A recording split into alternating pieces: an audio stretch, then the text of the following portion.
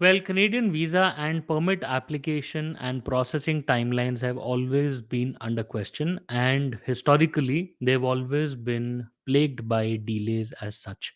Today in this video, we will be talking about IRCC, which is Immigration Department of Canada, IRCC's advisory on um, various applications, the processing timelines like work, visit, bridging open work permit, study, and whatnot, and PR, portal requests, COPRs, everything. So, in this video today, we will talk about processing timelines advised by IRCC, our experience, personal experience based on a lot of our clients, experiential as to how much time are they taking based on our clients' feedback, the remedies if any of the application is delayed, what to do. So delays, everything is being discussed, especially for people inside Canada. So guys, if you have recently applied or you will be applying for an upcoming permit or a visa inside Canada, then this is the video that you must be watching up until the end. My name is Sahil and see you on the other side.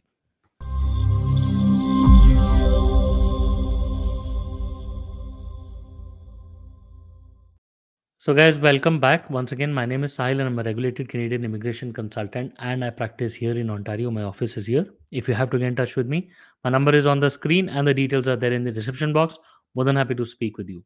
Before we proceed any further, please make sure that you hit the subscribe button and the bell icon because we talk a lot about Canadian immigration. And if you are an aspirant to moving to Canada, then this is a channel that you must be subscribed to all the time. So, guys, we are discussing IRCC's timelines, processings, delays, and what to do if any of your application is delayed beyond a reasonable timeline. First, I will take you through the portal where IRCC gives average processing timelines of different applications. So, if you happen to have recently submitted or if you will be submitting an application, then that particular portal will give you a broad time frame, a weighted average of what exactly is the timeline that you can expect.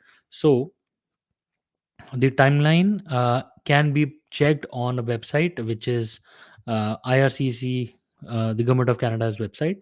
Um, the website first allows you to basically select what kind of an application. So we have already noted down the timeline. So we will show you one, for example, and then I will share feedbacks and experiences. So first one to check would be, say, for example, somebody is inside Canada and has applied for a TRV.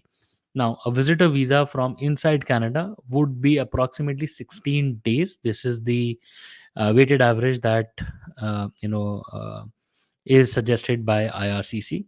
So this is the particular website that tells us about the application timelines. Um, Overall, a TRV inside Canada, like I said, is 16 days. We have had clients which people have had approvals within 8 to 9 days and have gone up until 15, 20, 25 days. I haven't had any case or any concern with clients more than 30 days. No, we haven't had anybody come to us. As far as visitor records are concerned, now that is a broad area of concern which you need to know. Um, Broadly, visitor record is sort of all over the place when you talk about an approval. IRCC says 75 days, which is approximately 2.5 months. But when people generally ask for a visitor extension or a visitor record, then they request approximately 6 months of stay. We have also seen peculiar cases where IRCC would give an approval in the fifth month after application, and then IRCC only gives 1 month. So technically, you've been on an implied status all this while. So you got 6 months only, but the approval only came in the fifth month, and you got 1 month. So technically, you got 6 months only. Um, because you were on maintained status or implied status, that has no problem, and because you had applied for a visitor status, then no problem because you did not need to work also. So that is no problem at all. But yes, visitor records or visitor extensions have been all over the place. So don't be surprised if your applications take a lot. No need to push through as well. So that is pretty much what kind of application that you would want to do. Study permits, on the other hand, first time study permits would be approximately 12 weeks. So, anybody who's trying to convert from a visitor to a study or say work to a study or anything like that, then IRCC is suggesting 12 weeks. Although we have had first time applications come through in less than a month. Okay, so we recently did three applications where Two out of the three came in less than 30 days. Well, one came in the third month, end of the third month, or rather more than 3 months. I think it was somewhere ballpark 4.5 months. So, yes, that got us worried, and we didn't really focus on the processing timelines back then. But yes, IRCC is taking time on visitor of study permit applications. If you talk about study permit extensions, that is taking approximately 68 days. That is advised by IRCC. Although we have had applications come through in ballpark 2 to 3 months. So, yes, this would be a cause of concern for people who are in the middle of, um, say, expiring study permits and application for PGWPs. For those people, this particular timeline is very, very important, because if you don't apply well in advance, then you will not be able to make benefit or make use of your PGWP implied. So better to apply for your study permit extension well in advance, so that it comes before you finish your course and you're able to apply for a PGWP within time. If you don't do that, then it can lead to serious loss of opportunities. So for study permit extensions, you need to be very, strategic in terms of your applications. For PGWP, bridging open work permit, spousal open work permit inside Canada, LMIA based work permit, so any kind of work permit, guys, IRCC is taking a lot of time. They are saying 100 days in this particular website. Let me quickly show you. So if you look at, inside Canada, if you try to look at work permit initial and extension, they're saying 97 days. Okay, so that's ballpark 100 days. Um, it is not good, because IRCC, based on my experience, we have had clients come through during consultations as well.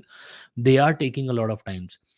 Although it's funny to say that sometimes PGWPs for a couple of students I've seen come through in 15 days, whereas a lot of people keep on waiting for 4 or 5 months. Okay. um, if you apply for a work permit before your expiry of your existing permit, then obviously you can enjoy maintained status. But and that is, for a lot of people, say for example, people who are trying to buy time, like, work permit extensions, they should be happy that they can probably get 4 to 5 months. Guys, one quick advisory that I would give personally is that don't go by these processing times. IRCC can very well approve them earlier or later than these recommended timelines. There's nothing stopping them. um, so these are just broad suggestions or recommendations. Okay, so don't go by these timelines. But yes, obviously you can, all you have to do in terms of availability would be to plan based on these resources only, right? So yes, this is quite helpful. As far as the PR applications are concerned, now PR applications are usually done on two portals. One would be either the Express Entry, or the other one would be a PR portal.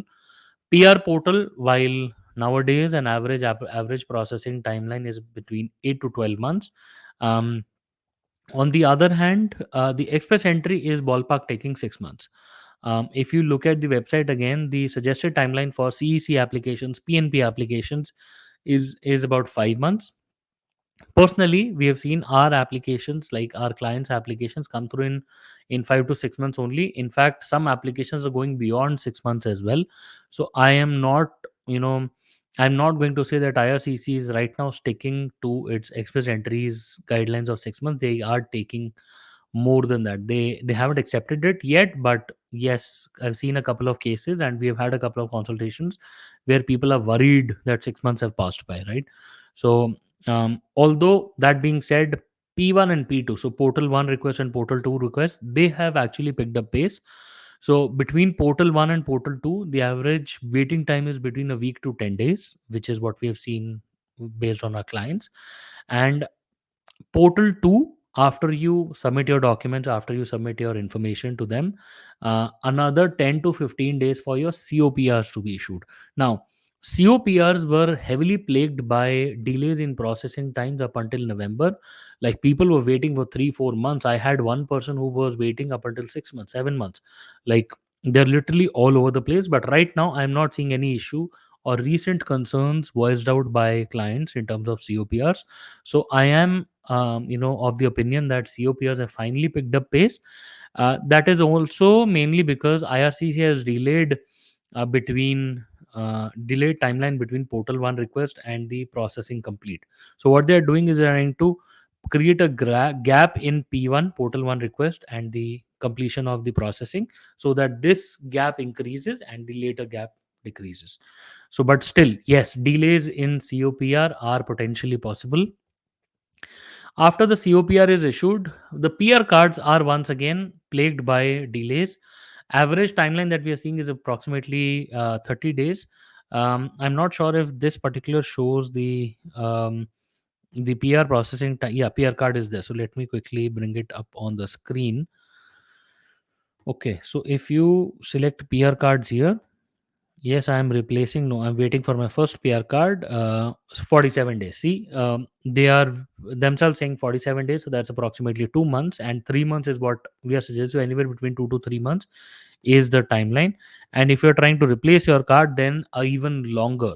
So if you're trying to submit an extension or say renewal of your PR card, then be advised it can take longer than that. Overall, these are the processing timelines for humanitarian applications as well. They are taking 21 months. This is down from the overall 3 years. We have seen that if an HNC application is successful, you would get a medical request in somewhere between 8 to 10 months. So if that comes through, then you can be sort of relaxed that a lot of the hard work has gone and now the application has crossed the initial request and gone into mainstream processing. Overall, guys, these are the processing timelines as recommended and based on our experiences. What to do if your application has gone beyond the suggested timeline and your patients? Then there are three alternatives that you can choose from. One would obviously be submitting a web form and requesting a status update, so that is evergreen, like always you can try. Second would be to request GCMS notes and ATIP notes. So basically, it's the same thing but different names. So yes, you can order GCMS notes slash ATIP notes, and probably that can trigger something or at least give you status update, and that can also advise you of any irregularities in the application beforehand, so you can start preparing. And the third alternative, if nothing works out, would be to seek help from your area MP, member of parliament. So now MPs will have two potential acts to play. One, they can tell you the status update, and second, if they are ready to help you based on ministerial help, they can probably help you in any kind of action that you may require. So which can be discussed with your MP, between you and the MP at a later date. But yes, if it goes well beyond the reasonable expected timeline, then seek your area MP's help. The person might be able to help you. Guys, this is what we have in detail today for you. I hope the information was helpful, gave you much insights into what's happening in the world of Canadian immigration. If you have anything to discuss with us, please feel free to schedule a consultation. My details are there in the description. Would be more than happy to help. And if you haven't subscribed to the channel yet, I would highly recommend you subscribe to the channel because we talk a lot about Canadian immigration.